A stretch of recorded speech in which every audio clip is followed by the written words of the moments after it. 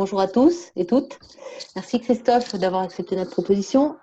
Christophe, je te laisse te présenter. Christophe Battier. Alors, En attendez, parce quelques que mots. j'arrive. Ça, c'est éteint mon bazar. Et puis après, voilà, après la présentation de Christophe, on présentera un petit peu plus comment on va fonctionner avant que je te redonne la main. Vas-y Christophe. Ça roule. Alors, bonjour à tous. Je m'appelle Christophe Battier. Je travaille à l'université de la Polynésie française, donc à l'autre bout du monde, installé sur l'île de Tahiti. Avant, je travaillais à l'université de Lyon 1 depuis le siècle dernier, depuis 96. J'avais monté en 98, enfin, on avait monté, on était deux à l'époque, une cellule nouvelle technologie éducative.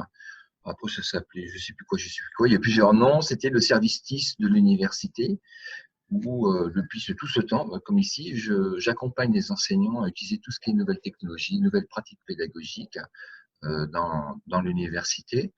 Donc, et je fais aussi pas mal de conférences un peu à droite à gauche sur les thèmes, sur l'innovation pédagogique, sur les outils, souvent pas mal sur les outils, sur les nouvelles pédagogies, sur les classes inversées, les mouvements pédagogiques. Mon dada aussi, c'est au-delà des technologies, c'est les réseaux, l'usage des réseaux sociaux, les réseaux de profs, les communautés d'enseignants. Ça, des choses que j'aime bien intervenir. J'interviens beaucoup dans ce cadre-là sur un événement qui se passe un peu partout dans le monde, plusieurs fois dans l'année. C'est des Ludovia.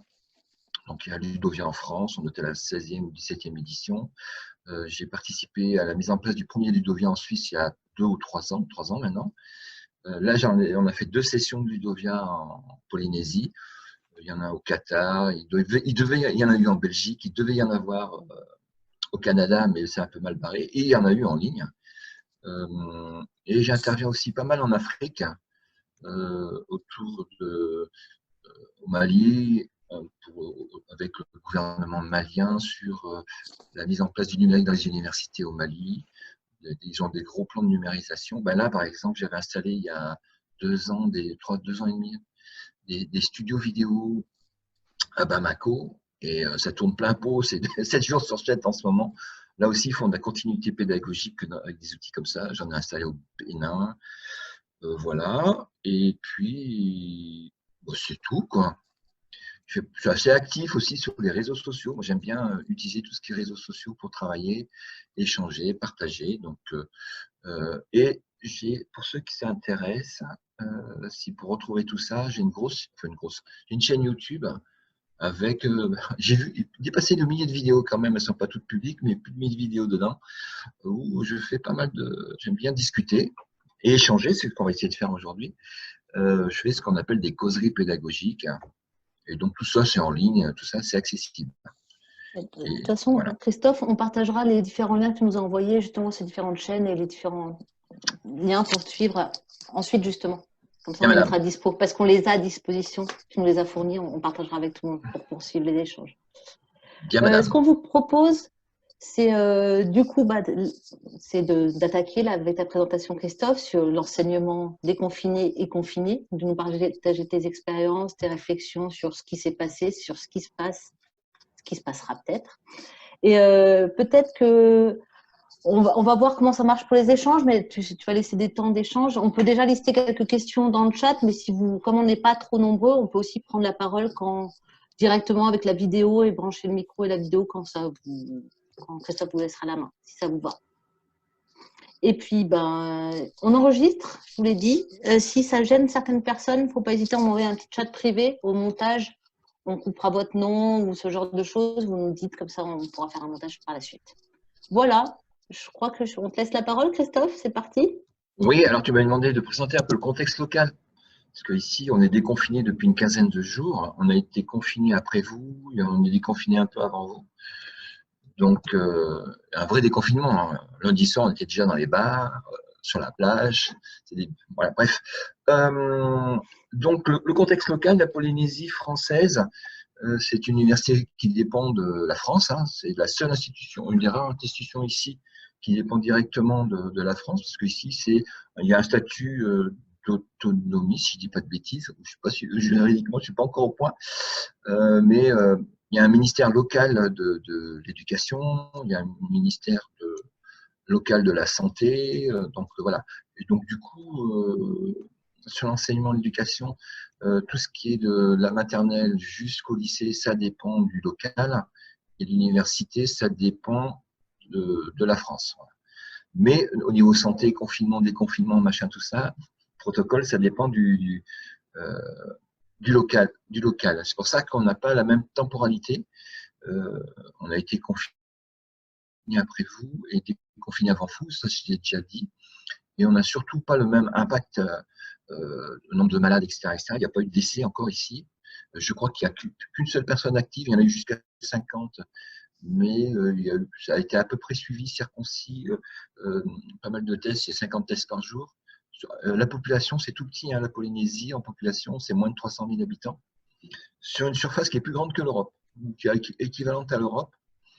Donc ça, c'est un contexte spécifique, ça fait partie d'une de mes missions, c'est d'installer des mini-campus de l'université dans les archipels pour que les étudiants ne soient pas obligés de tous venir systématiquement sur le campus. Donc on travaillait sur, moi j'ai élaboré, quand je suis arrivé, on a finalisé ce qu'on appelle un schéma directeur du numérique, participé à ces travaux-là.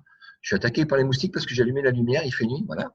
Mais bon, il faut bien qu'il y ait des désagréments à Tahiti. Il y a des schémas directeurs du numérique dans lesquels on a pour objectif d'installer des mini-campus, des tiers-lieux de l'université dans les archipels et de mettre en cours des cours hybrides. Ce qui existait déjà depuis l'ETIS, Service-TIS, il a 6 ans maintenant. Et il y a on vient en mission de métropole sur 2 fois 2 ans. On vient 2 ans si ça nous plaît, si on fait la maille, on est renouvelé ou on demande le renouvellement. Donc moi j'ai resté 4 ans. Et l'équipe d'avant était restée 4 ans aussi et a installé la plateforme. Il y avait quelques cours hybrides ou entièrement en ligne. Et là, on a commencé à vraiment généraliser en installant un studio vidéo à mon arrivée. Et on a ouvert des cursus complets en ligne, surtout en formation continue, parce qu'il y a des gros besoins de formation continue ici. Donc, c'est très étendu comme espace, comme territoire, comme le pays.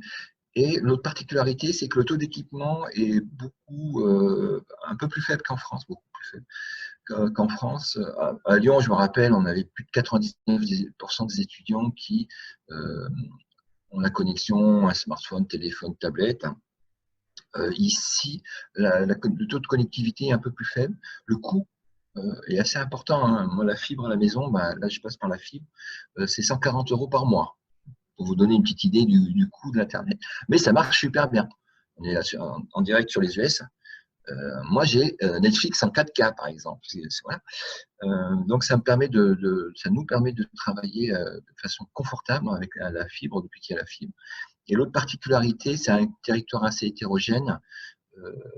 Plus d'un tiers de la population est localisée ici sur la pointe nord-ouest de Tahiti. Et on vit ici comme sur la Côte d'Azur, avec des grands hôtels, cinémas, cafés, restaurants, balades au bord de la mer, etc. Super plage, surf, machin, tout ça. Et dès qu'on s'éloigne un petit peu, là, on retombe dans la Polynésie d'antan ou d'autrefois, je ne sais pas comment dire. Pas trop de réseau, pas trop d'électricité. Et, socialement, c'est pas des gens qui vivent avec c'est moins de 1 000 €, même moins de 600 € par mois. Donc, c'est pas. Voilà, c'est un autre style de vie. Ici, c'est la même chose que la Côte d'Azur, avec une population beaucoup plus jeune. Le même taux d'équipement, les voitures, autoroutes, machin, tout ça. Mais dès qu'on s'éloigne de 5-10 km, ça, c'est pas du tout ça. Et donc, on a un certain nombre d'étudiants qui ont des soucis pour se connecter, des soucis sociaux aussi. C'est pas évident pour tout le monde ici, parce que les plus aisés, généralement, ils partent en métropole, où ils ont les meilleurs ont des bourses et ils partent. Mais ceux qui veulent rester ou ceux qui n'ont pas trop d'argent, ils sont à l'université ici. Et donc, socialement, c'est un peu différent de la France. Hein. Et sur l'équipement informatique. Même si, donc là c'était quand on a confiné, on a eu une première phase où une semaine, c'était mi-mars je crois, on a eu une semaine où On n'avait pas les étudiants, ne pouvaient pas venir sur le campus, mais les profs, eux, pouvaient venir. On a eu un phase 2, on a appelé ça, où les enseignants pouvaient travailler en petits groupes, les enseignants étaient sur le campus, plus ou moins, parce qu'il y en a pas mal qui sont pré-confinés aussi, étaient sur le campus, et on n'avait pas les étudiants. Donc on a mis à profit cette semaine-là pour former les enseignants. Et là, c'est la caractéristique de ce qui nous arrive aujourd'hui. C'est souvent on parle du numérique, des injonctions en disant il faut se mettre à l'hybridation. On a des fois des grandes injonctions politiques de nos politiques en disant il faut numériser les cours, il faut pour des raisons plus ou moins bonnes, pour être à la mode, pour faire mieux que le voisin, c'est une lubie technophile de de certaines gouvernances dans les universités, ou pas d'ailleurs, ou anti-technophile, on a ça aussi, ou des injonctions extérieures, on a déjà eu des injonctions un peu extérieures, vous avez dû subir ça aussi, ou suivre ça, selon les choses, à Nantes, concernant les MOOC. Quand on a les MOOC qui sont arrivés, qu'est-ce qu'on n'a pas entendu? Que ça allait tout changer l'enseignement, que ça allait être une révolution dans une université, que ça allait tout bouleverser, qu'il n'y aurait plus de cours dans les universités, il n'y aurait plus d'université physique. Ouais, c'était jusque-là le délire. Et on va mettre des MOOC partout. Alors ça, c'était une injonction un peu extérieure, hein. C'était avec l'évolution des technologies, la facilité de production de contenu, etc., etc. C'était la plateforme Coursera. Et ça a été un premier choc, enfin, pas le premier, mais c'était déjà tous les enseignants ont entendu parler du numérique, en disant ça peut changer des choses comme ça. Parce que moi, je fais ça depuis le siècle dernier des formations. Quand on fait une formation numérique dans une université, par grand vent, ouais, sur l'université à Lyon, c'était 2500 enseignants. Si on avait les meilleures formations qu'on ait fait avec Céline, c'était 80 personnes. Et là, c'était déjà du délire. Donc, on avait du mal à toucher sensibiliser les enseignants au numérique, au changement de pratique, changement de posture, etc. etc. Et souvent, on se confrontait à des messages oh, moi, j'ai toujours fait comme ça, oh, bah, ça va bien comme ça, je ne vois pas pourquoi je ferai un effort, je ne suis pas payé plus, etc., etc. Et donc, ces injonctions extérieures, elles arrivent dans l'université et au moment des MOOC, une grande partie des enseignants se sont dit il se passe quelque chose. Une grande partie des enseignants sont restés en disant il se passe un truc.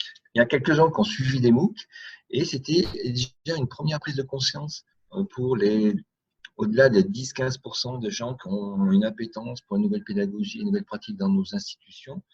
On a dépassé déjà ce cercle restreint ou d'initiés ou de fous furieux, comme vous voulez, ou de leur donner le nom que vous voulez, et de gens, on appelait ça des pionniers du numérique à une époque même. Quand il y a eu les MOOC, on a dépassé les 10-15% de profs, on est allé un peu plus loin. Et je me rappellerai toujours, il y a un prof qui était venu me voir à mon bureau, il me dit je me suis inscrit à un MOOC. Oh, dis donc, j'ai appris des choses en ligne. On peut apprendre en ligne. Parce que pour un prof, apprendre, c'est en présentiel dans une salle de classe avec les étudiants qui sont devant. Si on n'est pas en présentiel dans une salle de classe avec les étudiants devant nous, et moi je leur parle, c'est pas un cours. On ne peut pas apprendre. Et donc, il y a cette chose-là.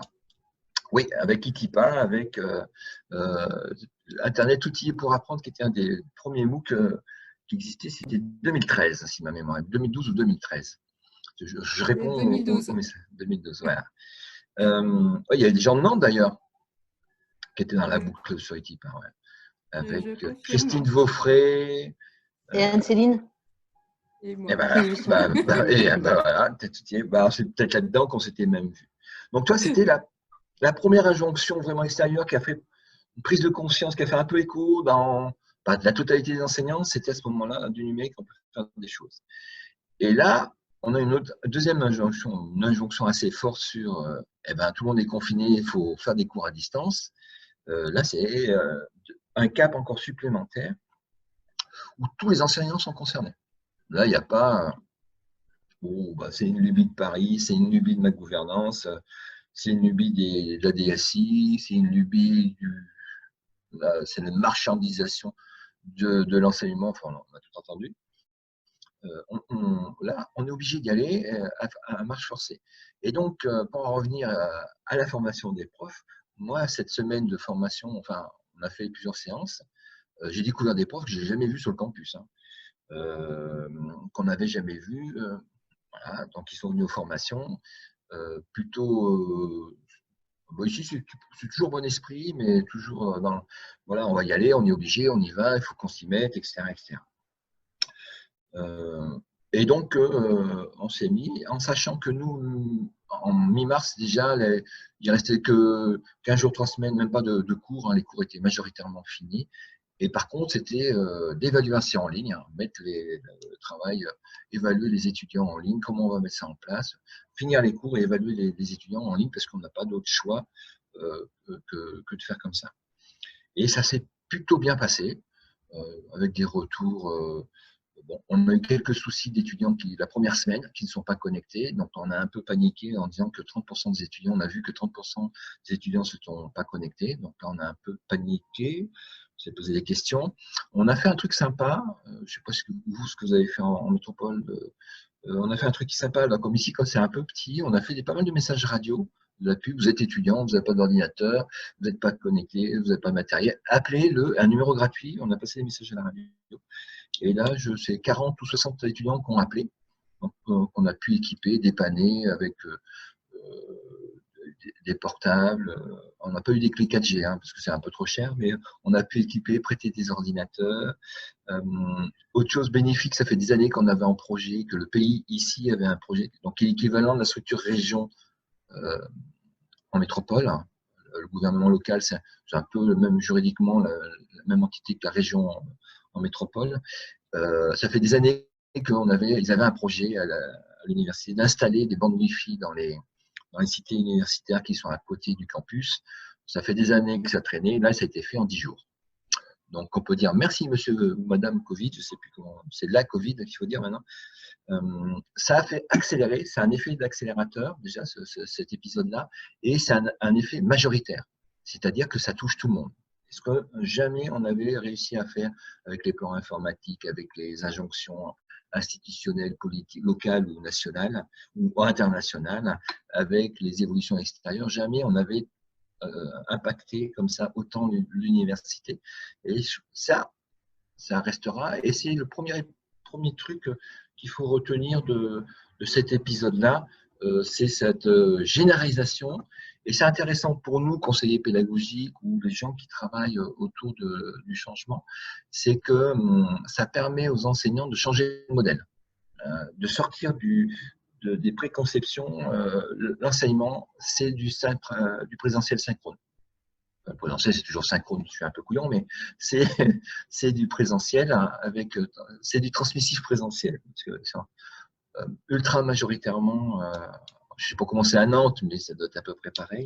Ça ne veut pas dire qu'il n'y a pas 10, 15, 20% d'enseignants qui font des choses, qui font de l'hybride, qui font de l'enseignement en ligne, qui font de l'innovation, qui font des classes inversées, qui font de la pédagogie par projet.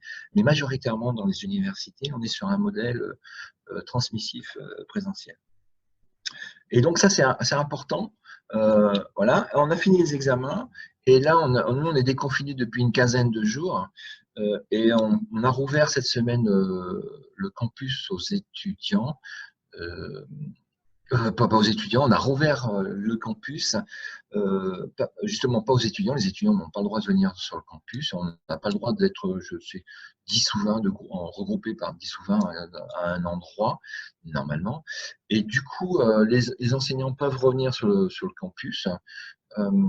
Les personnels comme moi, techniques, administratifs, on travaille sur le campus.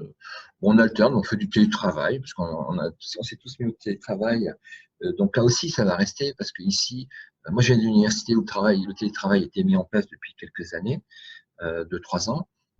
Ici, ça n'existait pas. C'était pas possible, c'était pas pensable. Bon, voilà, ça s'est très bien marché. Il n'y a aucun problème. J'ai même des profs qui ont acheté l'ADSL. J'ai pris Internet chez moi, tu ne te rends pas compte comme c'est intrusif. Puis finalement, c'est pas si mal. Donc, les enseignants peuvent revenir sur le campus. Et pour les 40 ou 60 étudiants qui n'ont pas pu venir passer leurs examens, on a rouvert les salles informatiques en disant, on a mis des moniteurs, donc des étudiants salariés de l'université, des moniteurs qui font l'accueil sur des créneaux, où on a des rendez-vous, pour venir passer des examens à l'université sur les ordinateurs. Mais l'examen se passe toujours à distance. Enfin, à distance, sur la plateforme de cours. Les enseignants, eux, sont pas là, hein, ils corrigent à distance. Donc, on a fait la première session, le rattrapage, la deuxième chance. Là, on en est à la troisième ou quatrième session, mais ça va pas toucher énormément, pas tant d'étudiants que ce qu'on pensait. Et là, on commence à travailler pour la rentrée, on prépare la rentrée, avec l'injonction de Madame Vidal qui a dit il y a 10 ou 15 jours, la semaine dernière, je ne sais plus, il n'y aura pas de cours sur le premier semestre dans les universités françaises. Alors là, on s'est dit oui, mais la Polynésie, on n'a pas de cas, on pourra quand même faire cours. Je dis on peut peut-être faire cours, effectivement, mais du jour au lendemain, il faut savoir aussi la Polynésie, on dépend beaucoup du tourisme. Et là, pour vous donner une idée, il y avait 10 avions par jour, là, il y a un avion tous les 10 jours. Donc, on est dans la catastrophe économique forte, hein, parce que le tourisme, c'est une grosse industrie, hein, c'est 6 000 emplois directs, et plus les indirects sur une population de 300 000. Donc, voyez l'impact, ça va être assez fort l'impact économique. Donc, il n'y a plus d'avions qui arrivent. Un jour ou l'autre, on va être plus ou moins obligé de rouvrir. Même là, il se posait beaucoup de questions.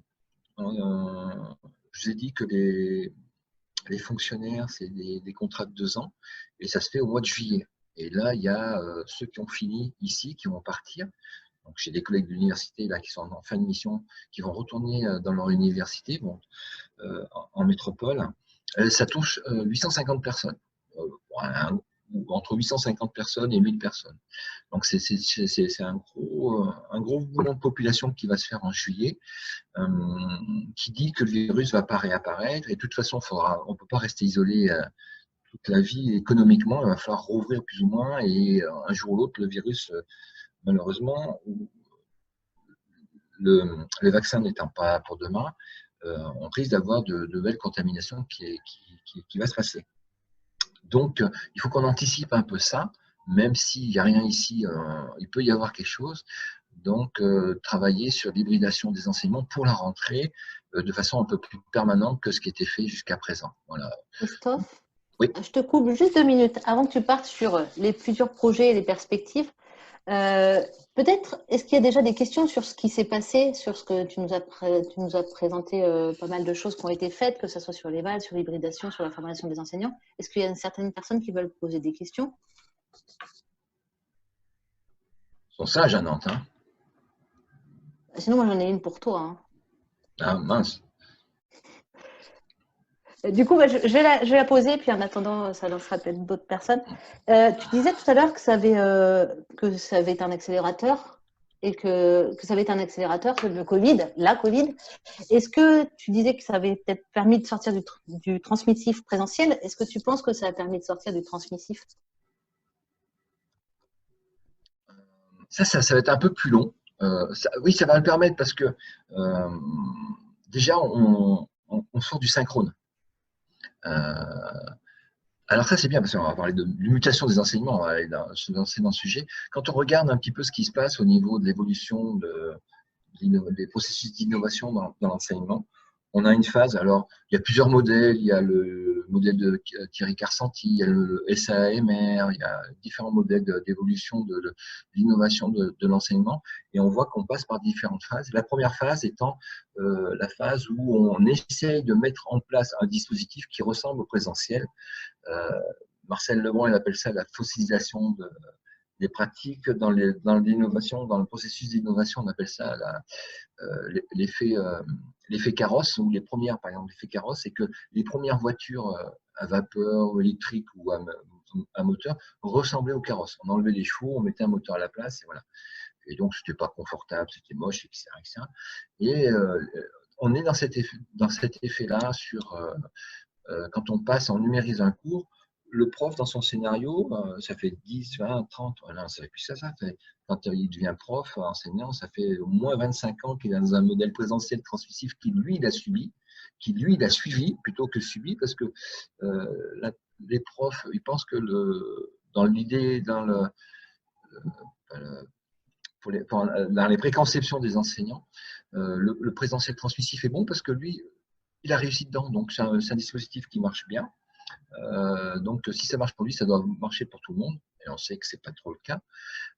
Mais on est dans cette idée-là, transmissif présentiel. Donc, je vais essayer de faire du synchrone, transmissif, et puis on se rend compte que tout le monde ne peut pas suivre, qu'il y a des replays, que ça donne des temps, ça permet de faire autrement, et puis qu'on peut mieux gérer les groupes qu'en présentiel, qu'on peut proposer d'autres activités, qu'on peut faire des choses qu'on ne pouvait pas faire en présentiel. Et donc, c'est un processus qui est beaucoup plus long, celui-là, un deuxième temps, que voilà, on est obligé de faire du cours en ligne. Un cours en ligne, il y a tout et n'importe quoi dans l'idée d'un enseignant, un cours en ligne. Dans la fameuse semaine avant le confinement total ici, donc nous, on a reçu des enseignants pour créer leur dispositif, ou finaliser leur dispositif, compléter le dispositif qui était existant. Vous avez vu ça, où tu as le prof ou la prof qui arrive avec un fichier. Moi, j'ai eu un fichier Word de 350 pages pour les L1. Alors là, ça, c'est mon cours. Non, ça, c'est pas un cours, c'est un fichier Word, madame. Il faut le découper, il faut le scénariser, il faudrait le préparer. Ah non, mais il faut bien qu'il travaille. Voilà. Donc, c'est un peu gênant, mais on est là-dedans. Donc, il y a quand même une prise de conscience que finalement, ce qu'on a fait, c'est pas bien, etc. Mais en même temps, même si c'est des profs qui n'étaient pas du tout sensibles à ça, il y a quand même une culture du numérique qui est passée, qu'on a plus maintenant qu'il y a quelques années en arrière, où les enseignants disent, moi, je vais faire mon cours, mais il faut que je découpe mes vidéos, je ne peux pas les mettre comme ça. J'ai entendu dire que, il paraît que, voilà. Et puis, ils sont tous aussi pas mal, majoritairement, partir sur du synchrone. Ils sont très vite rendus compte que, au bout d'une semaine, le synchrone, ici, c'est compliqué. Parce que les étudiants, ils partagent l'ordinateur avec les parents qui télétravaillent, avec les petits frères, les petites sœurs, la connexion ne marche pas tout le temps, etc., etc. Donc, c'est très compliqué de faire du synchrone. C'est une contrainte très, très forte qu'on se rajoute. Et faire de la synchrone, ça permet de faire d'autres choses. Les connexions coûtent cher. Les gamins ici, les forfaits Vini, c'est super cher. Alors, le Vini, c'est le portable, c'est l'opérateur historique. Donc, on ne dit pas j'ai un portable, on dit j'ai un Vini. On vous apprend du tahitien en même temps. Et donc, les Vini coûtent cher. Donc, faire des cours de 3 heures, il y en a qui ont essayé, pas peur. En ligne, ici, c'est juste pas possible. Donc, j'ai des contraintes physiques fortes, des contraintes économiques assez importantes. Et rapidement, ça a été un accélérateur aussi. Essai-erreur. Je fais des trucs, ça ne marche pas. Parce que même si on leur dit des choses, ça, c'est le principe de l'enseignant-chercheur, c'est que l'enseignant-chercheur, il est assez autonome.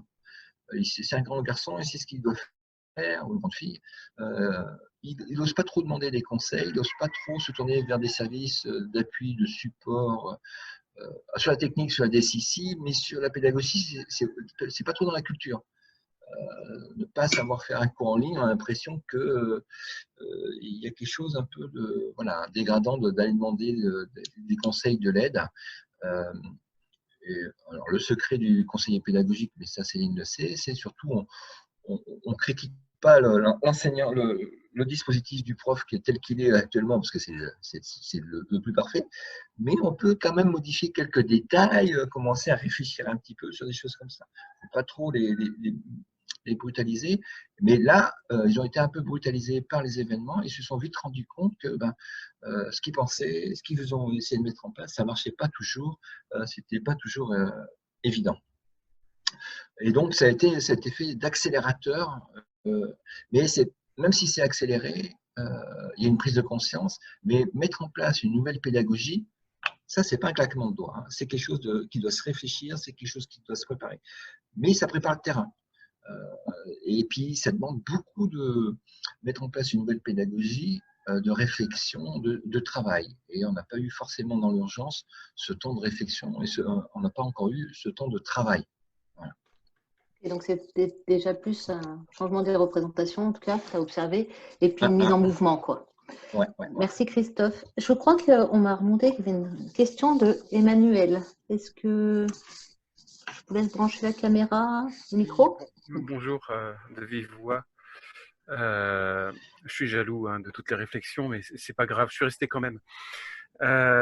Oui, moi, parmi les collègues, je suis au département informatique à la fac de sciences pour me présenter.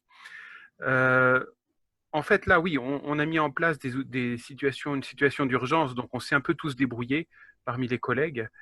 Je pense que là où il y a la plus grosse souffrance actuellement, et j'ai encore eu une réunion tout à l'heure où c'était exactement ça, c'est surtout sur l'impossibilité de gérer correctement les évaluations. Faire le cours, on se débrouille. Bon, on commence à se dire à la rentrée, on va être obligé donc ça commence à travailler un peu. On aimerait bien être au courant assez vite parce que à Nantes, on n'est toujours pas au courant officiellement qu'on fait la rentrée en distanciel. Mais donc ça, on peut s'y préparer. Il y en a qui le feront de bon gré, d'autres un peu moins. Je suis d'accord avec ce genre de réflexion. Il y en a qui mettent leur police sur Internet et puis ou sur la plateforme, puis disent ben voilà, j'ai fait mon distanciel quoi. On sait très bien que c'est pas ça, mais là on va avoir le temps de s'y préparer. C'est vrai aussi, mais il faut voir le monde qu'on est là et je vois très peu de mes collègues assister au webinaire comme du CDP. Ils savent tout déjà, hein. Enfin bon, il n'y a pas de souci, mais quand il faut mettre en œuvre, ils sont un peu plus difficiles. Mais la vraie souffrance actuellement, c'est cette évaluation qu'on ne peut pas faire en présentiel, on ne peut pas vérifier, c'est pas équitable, etc., etc. Et là encore tout à l'heure, oh, mais je ferai pas ma seconde session en distanciel, je refuse. Ben, je dis, tu n'auras pas le choix, c'est comme ça. Mais est-ce que chez vous, ça a été un peu la même situation? On n'a pas eu trop le temps de réfléchir parce que là, quand on s'est confiné, on était quasiment aux évaluations. Pour certains, on a la semaine après le confinement, la semaine de pré-confinement, je veux dire, eh ben, on a mis les évaluations en place. Donc, on n'a pas eu le temps de trop râler, trop réfléchir parce que nous, on était déjà dans cette phase-là. Mais évidemment, je ne suis pas derrière, ils peuvent tricher, etc., etc. Et puis là, tu leur dis, ouais, mais c'est peut-être l'occasion de le faire différemment, d'évaluer d'autres compétences, c'est pas uniquement le savoir, de les faire réfléchir, de faire des mémoires.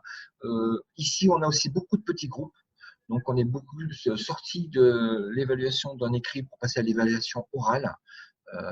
Les masters ici, c'est beaucoup plus léger qu'en métropole. Il y en a moins, il y a moins d'étudiants. Donc, il y a eu cette facilité-là, ça, je ne le cache pas, d'utilisation. Et très rapidement aussi, après, en réfléchissant,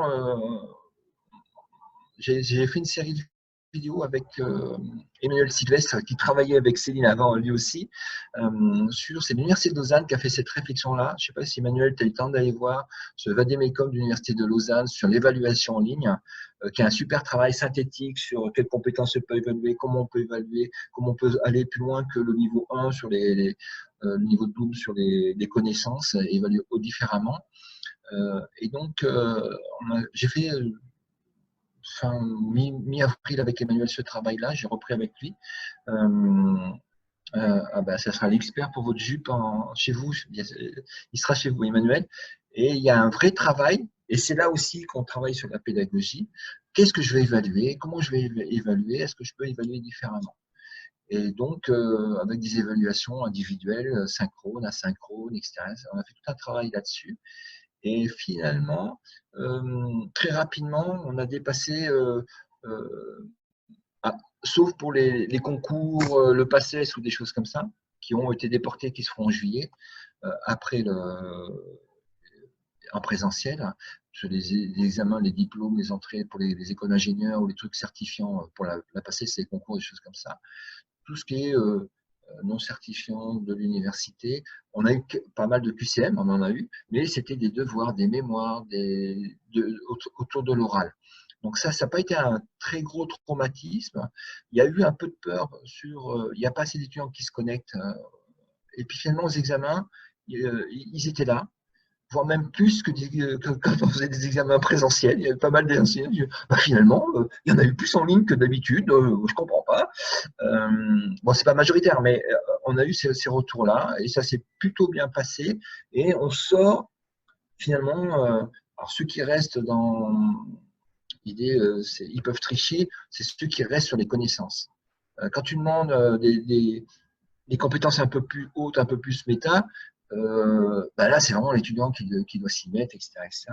Donc, il doit réfléchir, doit faire une production perso. Ça ne veut pas dire qu'il n'y a pas d'outils derrière, un peu de contrôle. À minima, nous, on a l'anti-plagiat. Ou alors, souvent, on a découpé aussi des examens en plusieurs parties. Une épreuve QCM, mais un peu flash. Tu vois, où l'étudiant, on fait 20 secondes, tu as 20 questions en même pas 20 minutes ou un quart d'heure. S'il sort du QCM, il est mort. Le temps qu'il aille chercher les réponses, il n'aura pas le temps de faire une QCM. Donc ça, c'est un peu à la hussarde, mais ça a été pas mal choisi. Et ensuite, deuxième temps, une production écrite et éventuellement un petit oral à la fin ou pour le rattrapage ou des choses comme ça. Puisque les enseignants se sont à minima tous équipés avec les smartphones, les tablettes, les Wi-Fi, le Skype. On fait pas mal de choses.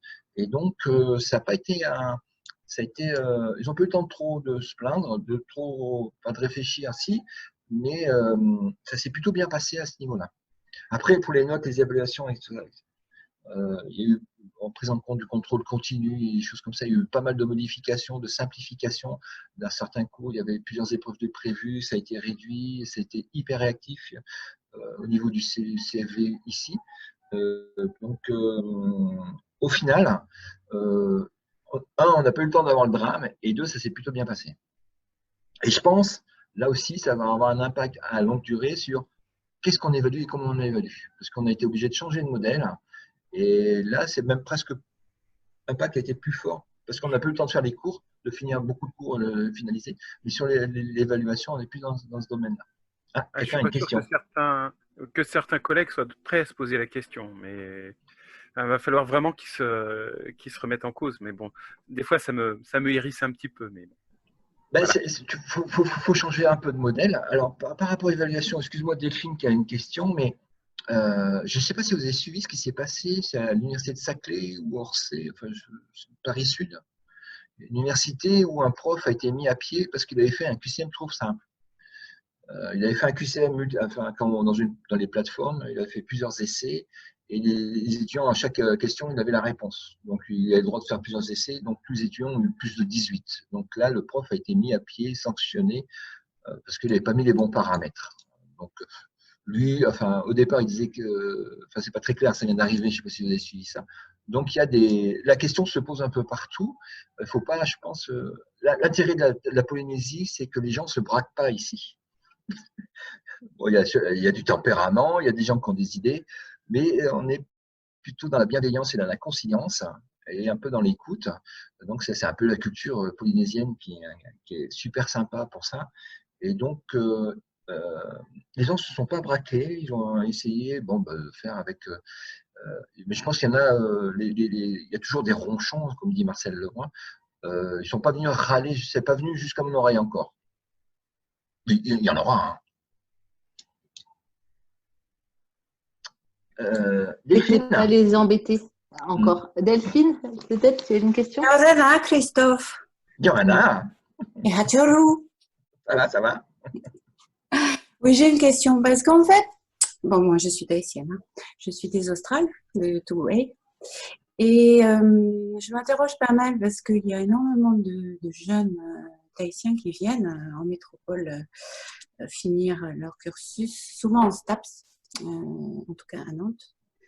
Et quand ils arrivent, ils sont extrêmement décalés. Hein. Le niveau est vraiment...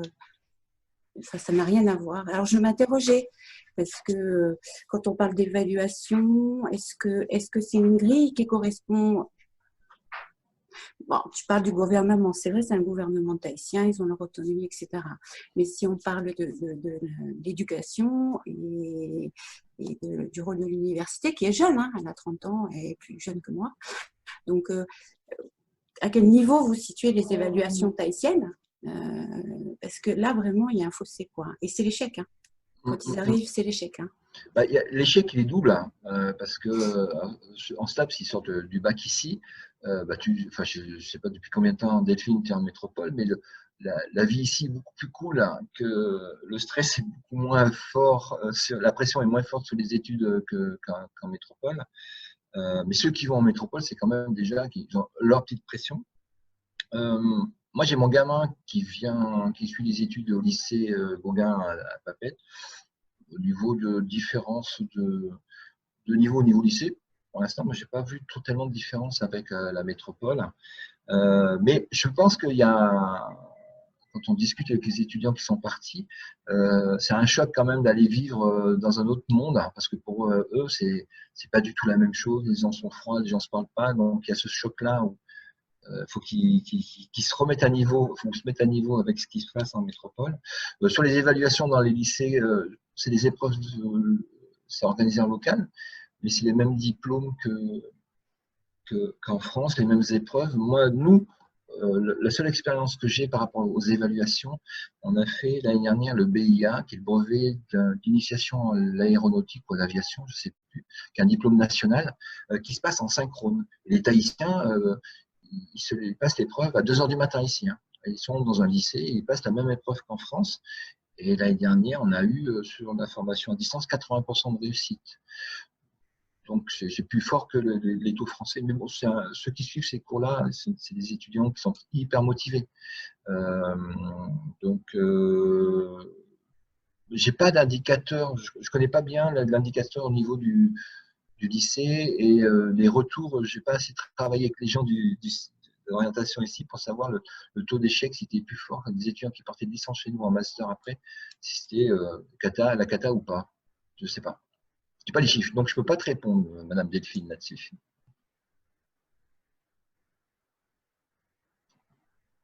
Eric, je te laisse la parole. Oui, merci Christophe.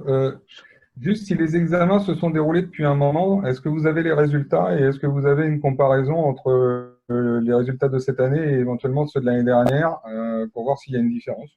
Alors c'est trop tôt parce que les jurys n'ont pas eu lieu. On attend la fin de la 3e ou la 4e session des étudiants qui vont venir sur le campus cette semaine.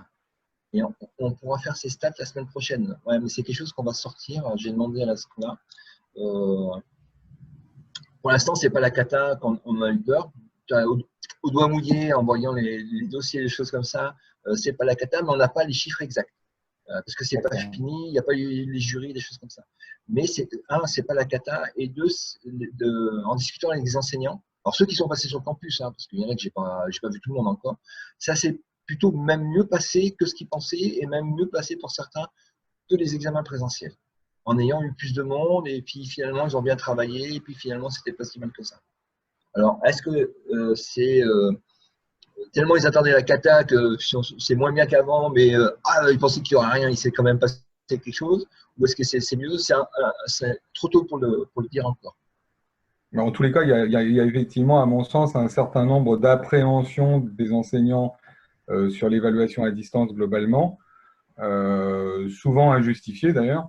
Et je ne serais pas très étonné qu'in fine, on s'aperçoive globalement que ça ne se passe pas si mal que ça. Ça s'est passé mieux que ce qu'on pensait, effectivement, mais dans la semaine de pré-confinement, nombre de profs ont dit mais on ne peut pas évaluer, on va attendre que ça va durer que 15 jours, ce que disait Emmanuel tout à l'heure, ça va durer que 15 jours, moi je ferai mes examens en présentiel, il n'y a pas de problème, je ne vais pas m'emmerder avec ça, je ne peux pas faire autrement, on a eu tout ce discours-là. Mais c'est moins virulent qu'en métropole, ici, les enseignants. Et puis, ça a été tellement rapide que finalement, ils se sont rendus compte qu'ils ne pouvaient pas faire autrement. On s'y est mis. Il faut dire que nous, en accompagnement, on a fait des procédures, des routines. Le prof qui ne voulait pas faire son évaluation, enfin, pas faire, la partie technique, rentrer sur le questionnaire, le programmer sur la plateforme, on a tout fait au service support. Hein. Ils nous envoyaient un fichier Word et à partir de là, ils nous donnaient la date, l'heure, le groupe et puis on se débrouillait, quoi. Il fallait juste qu'il se focalise sur son contenu. Il n'y avait pas, c'est pas lui qui rentre dans la plateforme. Enfin, ceux qui ne voulaient pas le faire, ils n'ont pas eu à le faire là. Donc, il y a tout un support qu'on a mis autour pour alléger cette partie technique parce que les interfaces de plateforme, quelle que soit la plateforme, c'est un délire hein, sur les QCM, c'est des usines à boutons, des trucs à cliquer partout, des options, des machins. C'est pas simple de rentrer un questionnaire sur un Moodle ou sur un autre type de plateforme. Il y a de quoi rebuter le plus gaillard quand même. Hein. C'est pas toujours évident. Non, il y a beaucoup d'options qui ont des impacts importants sur le résultat potentiel. Et du coup, il faut être quand même extrêmement méfiant sur le paramétrage. Ouais. Voilà, il faut faire attention. Et puis, quand tu n'as pas l'habitude, c'est la partie la moins intéressante de la plateforme en ergonomie, etc. Ça a toujours été un gros souci, les questionnaires. Et puis, très rapidement, sauf si tu veux faire du oui-non ou du vrai-faux, mais les QCE, les questions à choix unique, il y en a très peu qui sont lancés là-dedans. On a quand même, je te dis, on a quand même à dire, je ne peux pas faire ça, il faut que je réfléchisse. Là, il y a eu plus de réflexion que sur les cours. Et aussi la visio. Beaucoup de choses qui ont été faites avec les étudiants directement. Christophe, merci. Il y avait Eric qui avait encore quelque chose à dire. Attends, mais je vais lui redonner la parole après. Parce que là, c'était bon, je te disais juste merci. Je te propose, est-ce que tu ne prendrais pas, parce que je vois le temps qui passe, est-ce que tu ne nous partagerais pas les perspectives maintenant? Qu'est-ce qu'on fait? Quelles sont les grandes questions, les chantiers qui pensent qui vont partir maintenant? Ben c'est la rentrée, c'est-à-dire que là, la rentrée, on ne va pas tous se lancer en présentiel. À minima, les grands groupes, c'est mort. On sent bien venir, même si ici on est loin de tout, même si ici on n'est pas touché directement par cet épisode-là, il n'y a pas beaucoup de malades, on se rend bien compte que ça ne sera pas tenable d'ouvrir. On n'est pas sûr de pouvoir tenir des cours sur le premier semestre avec des amphis. Alors les gros amphis, c'est 300 ici, hein, avec tout le monde dans un amphi, avec des cours présentiels. Donc, on commence à réfléchir à des scénarios en ligne, à l'hybridation, à de la synchrone, à plus de choses, de documents préparés.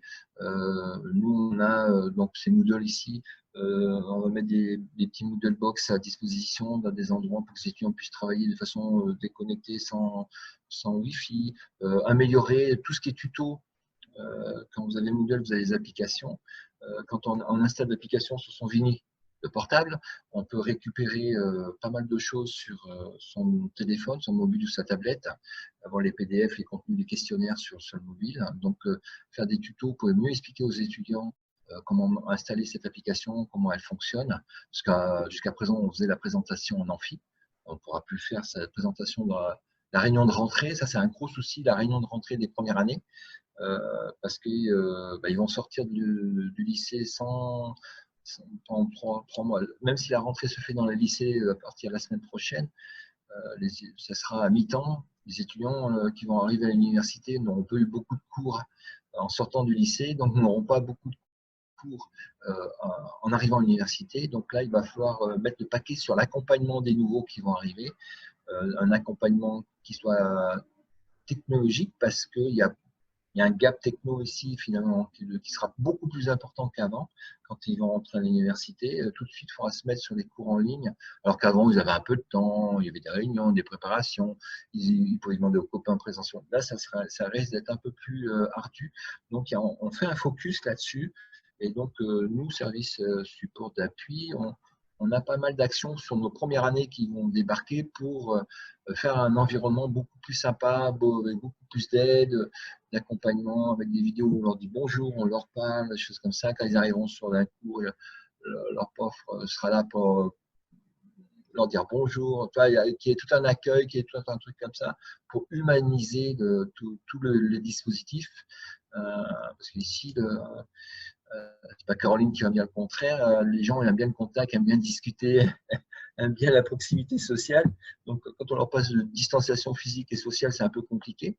Et là, ça va être le cas. Donc, sur les premières années, on revoit la prise en main sur les 15 premiers jours, qui ne soient pas largués, perdus dans l'ENT, même entre le mail, la plateforme, les cours, ce qu'il y a à faire, les emplois du temps, etc., etc. Et ça fait beaucoup, beaucoup d'informations qui arrivent pour les petits jeunes. Donc là, il y a un boulot qu'on est en train de faire pour les nouveaux qui vont débarquer, parce qu'ils seront moins sur le campus. Il y aura beaucoup plus de techniques à mettre en œuvre tout de suite. Et c'est pas qu'une fac de sciences. Ici, il y a du droit, il y a le littéraire, des choses comme ça, où la culture au numérique est moins développée que chez les scientifiques ou les ingénieurs. Donc, il y a un boulot d'accompagnement chez nous. Chez les autres, c'est compléter les dispositifs qui existent, qui ont été déjà mis en place, vraiment les compléter. Les enseignants, petite anecdote, quand je suis arrivé ici, j'ai mis en place le studio vidéo, j'ai proposé aux enseignants, venez vous filmer pour faire des cours, Donc, il y en a un qui a dit « Moi, jamais je mettrai les pieds dans un studio vidéo. L'enseignement, c'est présentiel, c'est devant les étudiants, sinon, c'est pas d'enseignement. » On retombe sur les conceptions dont on parlait tout à l'heure. Et c'était un des premiers arrivés à enregistrer des vidéos parce que il faut faire quelque chose, on est obligé, on fait des vidéos. Et c'est un des premiers à dire pour la suite, moi, je vais faire. Et non, c'est pas si mal de faire des choses asynchrones, on peut discuter. J'ai pas le même contact que les étudiants, mais j'ai quand même gardé le contact par les chats, les visios, des moments synchrones, des choses comme ça. Finalement, j'ai pas besoin de me répéter 50 fois dans un amphi, je fais ma vidéo, c'est eux qui regardent la vidéo. Là, c'est pas si mal. Donc, tu vois, ils sont moins, j'ai moins dans les discussions, je ne vais pas tout le monde non plus, mais ils sont partants pour continuer avec cette contrainte-là. Les plus vindicatifs qu'on a eu, on dit bon s'il faut faire comme ça, on y va. Voilà. Et donc on est sur cette dynamique-là. On a cette contrainte, on y va. Puis finalement, c'est pas si ça change un peu mon job, ça change mes trucs, mais on y va. Ah, vous entendez les coqs se réveiller. Du coup, tu disais, donc, tu vois plusieurs chantiers, plusieurs focus, en tout cas en Polynésie, la consolidation de tout ce qui a déjà été transformé ou qui est en train de se transformer pour les formations déjà existantes, et puis l'accueil et l'accompagnement des nouveaux étudiants. Est-ce qu'il y a d'autres chantiers aussi? Parce que, tu me parlais. oui, alors c'est accélérer la mise en place des campus distants. Puisque ici, même si on n'est plus confiné sur l'île, on est confiné on est méta-confiné, puisqu'on ne peut plus sortir nos îles, il n'y a plus d'avions, il n'y a plus de bateaux non plus. C'est-à-dire qu'à part Moréa, qui est l'île en face, on ne peut pas aller sur une autre île. Donc les étudiants des autres îles, ceux qui passent le bac sur Raiatea, par exemple, on parlait des îles souvent tout à l'heure, l'archipel, dans les autres archipels, ne pourront pas venir enfin, si ça reste comme ça, ne pourront pas venir à Tahiti. Donc, ouvrir, ou s'il y a des pandémies, les déplacements intérieurs ont été coupés tout de suite. Donc, réfléchir rapidement à la mise en place, donc accélérer nos campus distants. Et j'ai une question. Le studio est en autonomie quasiment. La solution qu'on a choisie, c'est la solution. J'en avais installé 5 à Lyon. On est installé en Afrique, c'est RapidMOOC. C'est une solution, on est filmé sur un fond vert, comme moi ici, avec le prof, il rentre dans le studio vidéo, il met le petit micro cravate, il appuie sur le bouton enregistrer, il branche son ordinateur avec son PowerPoint, il lance son PowerPoint, et après il fait enregistrer vidéo, blablabla, blablabla, stop, et la vidéo est mise sur la plateforme. Donc, au bout de 2 fois, chaque prof y arrive tout seul. Mais je vous parlais des moniteurs. Ici, on a 2 moniteurs TIS qui aident les profs à utiliser le studio. Et chose importante aussi, c'est tellement c'est simple, et tellement c'est fiable, et tellement c'est robuste, on ouvre le studio aux étudiants, sur les projets étudiants. Et les étudiants peuvent venir enregistrer leurs vidéos aussi dans le studio. Donc, le prof leur pose une question sur la plateforme ou en cours, et les étudiants viennent enregistrer des réponses dans le studio. Par exemple, le projet Voltaire, qui est un projet sur l'orthographe, ils doivent donner des règles d'orthographe ou de grammaire, faire une petite vidéo. Chaque étudiant doit faire une petite vidéo. Enfin, il y a plein de projets comme ça qui ont été mis en place. Pour donner une petite idée, le studio a été installé il y a moins de 2 ans. Il y a 18 mois, on a fait plus de 3000 vidéos dans le studio en 18 mois. Voilà. Et le nettoyage, alors quand c'est les enseignants, ils viennent avec leur équipement, avec leurs petites bombes, leurs petites gels hydroalcooliques. Sinon, c'est à nous de le faire. Donc, pour l'instant, ça se passe plutôt pas mal, en sachant qu'il y a juste la souris à nettoyer parce qu'il ne touche rien d'autre. Ils peuvent même venir avec leur souris s'ils veulent. Oui, Tanguy. Monsieur Eric, pardon. J'ai juste une question par rapport aux vidéos étudiantes. Qu'est-ce que vous avez mis en place pour le dépôt des vidéos étudiantes? Ah, très bonne question. Parce que Moodle permet difficilement, notamment dans un devoir, de mettre des fichiers lourds. Ouais. Voilà. Alors, nous, on devait installer un serveur pod, qui est un serveur vidéo un peu comme type YouTube, mais en local. Mais Pour X raisons, on n'a pas eu le temps de le faire. Moi, je suis un fervent utilisateur de YouTube.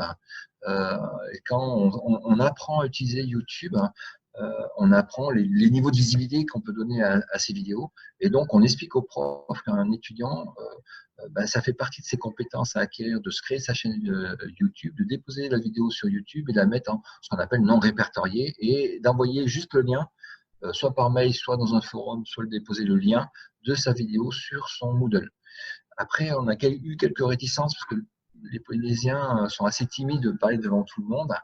Et en disant, ouais, mais moi, je veux pas que la classe me voit, je veux pas être filmé. Mais je dis, mais quand tu passes sur l'estrade dans la classe, toute la classe te voit.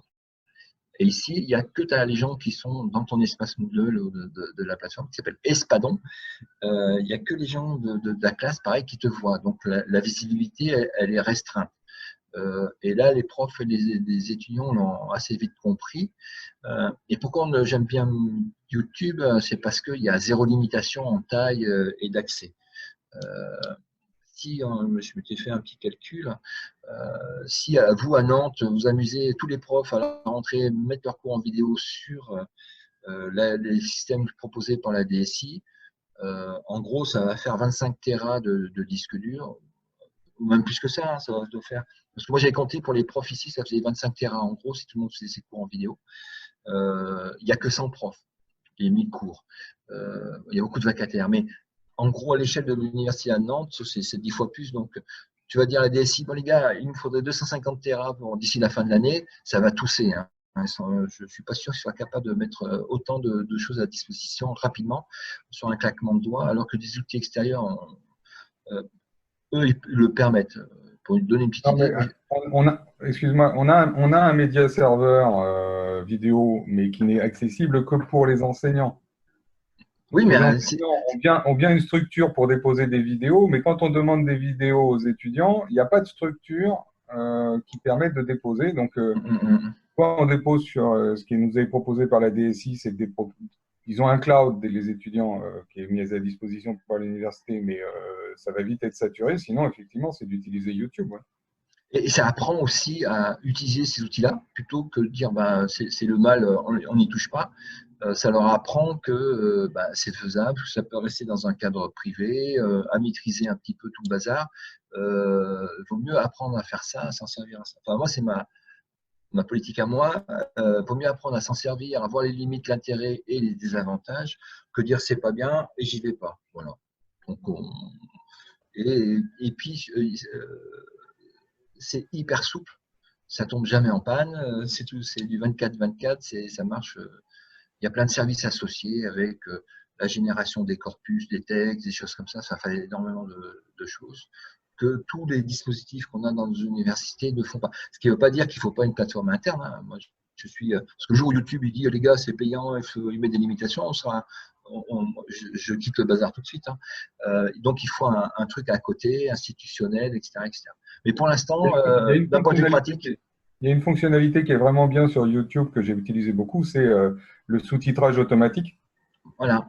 Même en français, pour repasser des vidéos que tu veux sous-titrer pour les gens qui seraient éventuellement malentendants ou qui seraient dans une salle où ils ne peuvent pas avoir d'auto. Et ça, c'est super pratique.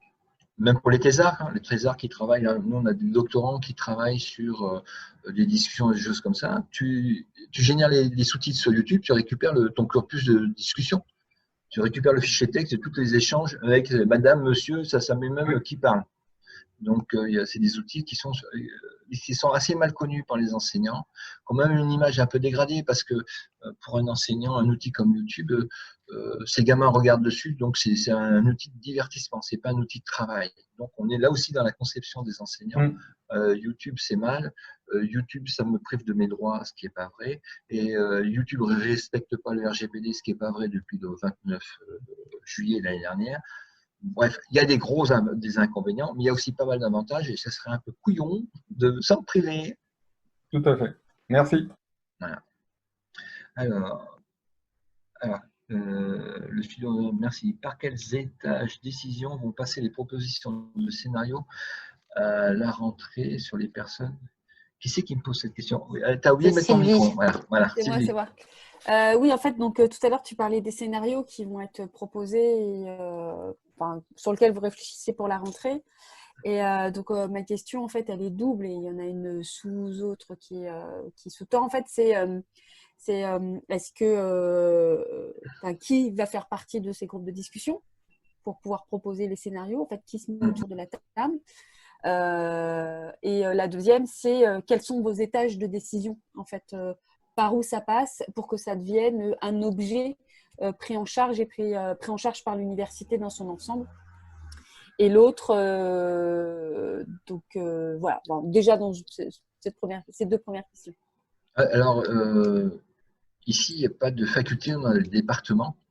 Et donc, il y a des groupes pédagogiques par département, droit, économie, sciences. Je ne les connais pas tous, je vais me faire engueuler. Et ça, c'est la première chose. La deuxième chose, donc c'est à ce niveau-là des groupes pédagogiques dans les départements que ça se discute beaucoup. Ils nous ont inclus certains départements dans les boucles d'échange par mail. On en a encore par mail, mais bon, on est inclus dedans, donc on voit les discussions, on participe aussi aux discussions. Le deuxième niveau, c'est le CFVU, où là, ça se concrétise, ça se rassemble et ça se décide. Et chose intéressante par rapport aux autres grandes universités de grande taille dans lesquelles j'ai travaillé, c'est qu'ici, les gens se parlent. Ici, c'est tout petit, donc c'est facile. Quand quelqu'un a une idée, on le sait, on le voit, on en discute avec lui, etc. etc. Donc, ça simplifie énormément les processus de discussion, d'échange. Les gens se parlent. Et donc, c'est beaucoup plus simple. Ensuite, quand un prof a envie de faire quelque chose, il passe pas par son doyen, il passe pas par sa VPCVU, il vient directement au service TIS, il le demande et on fait. Et ça a toujours existé, ça existera toujours. Donc toi, c'est deux niveaux. On discute dans le groupe, dans le département, on remonte au CFVU quand ça doit être institutionnalisé et financé, parce que on se posait beaucoup de questions jusqu'à présent sur comment on reconnaît le service des profs. Comment on reconnaît on en était resté ici, on paye que si le cours est fait en présentiel. Nous, on en était là quand je suis arrivé. Hein. Bon, ça a un peu changé, mais on doit travailler sur des textes, on doit faire voter des textes au niveau de l'institution pour reconnaître l'hybridation, le télétravail, des choses comme ça. Là, ça a aussi bousculé un peu les choses. Hein. On n'a pas fait le cours de vin en présentiel et on sera quand même payé. Hein. Donc, mais il faut qu'on sorte juridiquement, institutionnellement, avec des textes qui nous disent, voilà, on va pouvoir continuer cette chose-là. Je suis reconnu pour faire le travail, etc., etc. Donc, il y a aussi un travail institutionnel au niveau des gouvernances d'université pour dire, voilà, dans la charge des enseignants-chercheurs, je ne vais pas uniquement payer le cours présentiel. Il y a d'autres formes de formation qui existent à l'université. Nous, on a eu le souci sur les formations entièrement en ligne qu'on a mis en place avec des enseignants en disant il n'y a plus de cours présentiel. Hein. Donc, la rentrée dernière, les enseignants, on les avait prévenus en juillet en disant sur une formation, le DAEU, que vous devez avoir aussi à Nantes, hein, c'est des diplômes d'aptitude à l'enseignement universitaire. Pour ceux qui n'ont pas le bac, c'est un premier diplôme qui leur permet de revoir un niveau bac en formation continue. Et on a dit, en juillet, à la rentrée de septembre, tous les cours seront en ligne. Le cours doit se faire à distance. En ligne, filmé, etc. etc. Bon, la veille de la rentrée, il y a des profs qui ont dit, moi, je ne veux pas être filmé. Alors là, on a un directeur d'information continue, vous ne serez pas vacataire, vous ne serez pas contractuel dans ce cours, on change de cours. Je peux changer d'enseignant, et voilà. Donc ça a été un peu à la hussarde là aussi, mais ça a été fait comme ça. Mais pour revenir à tes niveaux de décision, il y a le prof tout seul, s'il a envie de faire un truc, il vient nous voir, et sinon, c'est s'il travaille en groupe, en concertation dans son département, donc c'est un peu l'équivalent d'une faculté dans une grosse université. Il en parle à son conseil pédagogique, ils en discutent en groupe, ce qui est mieux, hein, c'est mieux, les deux sont valables aussi, mais, et ensuite au CFVU, c'est validé. Et là, ils ont été hyper réactifs, c'est-à-dire que changer toutes les modalités d'évaluation des enseignements, ça a été fait à distance. Les CFVU se sont faits à distance, ça a été hyper. On dit souvent les universités ne bougent pas, je ne sais pas chez vous, mais là, ça a brassé quand même. Hein. Oui, il y a eu la mise en place de ces VE à distance aussi à Nantes. Et donc, du coup, en fait, au niveau des scénarios, vous avez déjà imaginé des choses. Par exemple, tout à l'heure, mais c'était en off avant qu'on commence, en fait, tu parlais quand même d'espaces qui étaient proposés pour pouvoir permettre aux étudiants d'être accueillis, pour pouvoir avoir un accès au moins matériel. Oui, alors j'ai mis une Est-ce petite que du vidéo coup, ça, c'est des dans choses le que chat. vous Je vous envisagez? ai mis- ouais, ouais, D'accord. ouais. Dans le chat, je vous ai mis une petite vidéo. Ça existait même, c'est-à-dire Mm. que les salles informatiques sont ouvertes le soir jusqu'à tard avec des moniteurs pour que les étudiants qui n'ont pas de connexion ou d'ordinateur chez eux puissent venir travailler dans les salles informatiques sur les sujets, sur les cours sur la plateforme. Donc ça existait avant le confinement et ça va durer aussi. Après, ce qui va se durer, c'est que bon, peut-être ça soit pas être 5 ans dans une salle, mais que 10 ou des choses comme ça. C'est juste un petit détail comme ça. On a prêté beaucoup d'ordinateurs. Coup de bol. Ici, on a des arrivages, c'est par palette, par container.